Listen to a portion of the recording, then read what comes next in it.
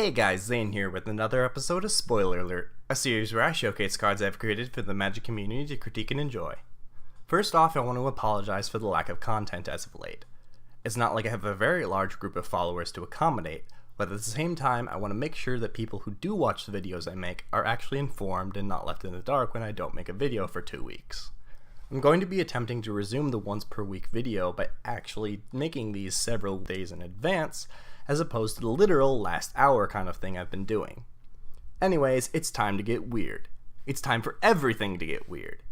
The Weirding is an enchantment for 4 and hybrid blue-red with, at the beginning of each player's upkeep, that player puts a weird encounter on target non-weird creature. Each creature with a weird encounter on it becomes a blue weird with base power and toughness 0-1, and loses all abilities except it has pay 2, remove a weird encounter from this creature. When the Weirding leaves play, remove all weird encounters from all creatures.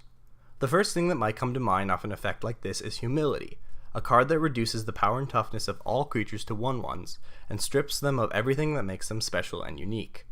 In many ways, that is exactly what this card aims to do, but in a much tamer way. Humility is a global enchantment that cuts off all access to creatures' powers and abilities until the card leaves play, whereas the Weirding is a very selective form of the same type of effect. First off, it only occurs during each player's upkeep, meaning that each player may only affect one thing per turn. Second, if you put counters on every one of your opponent's creatures, you have to start putting the counters on your own creatures, as the trigger is not a May ability. This is an excellent strategy to build around if your opponent likes to build up an army of creatures while you only have a few, effectively forcing them to start making their own creatures weirds because they will likely have turned your creatures already. Third, this effect forces players to use mana that would otherwise be used to cast spells or establish board presence to undo the effect that the Weirding has done to their creatures. This effect, unlike the effects of Grand Arbiter or Trinisphere, gives the players the choice between casting spells or turning back their creatures that puts this card on a fair playing field.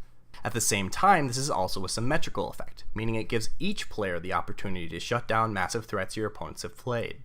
There are several cards that work well in tandem with cards like this, most notably effects that reduce power and toughness of creatures.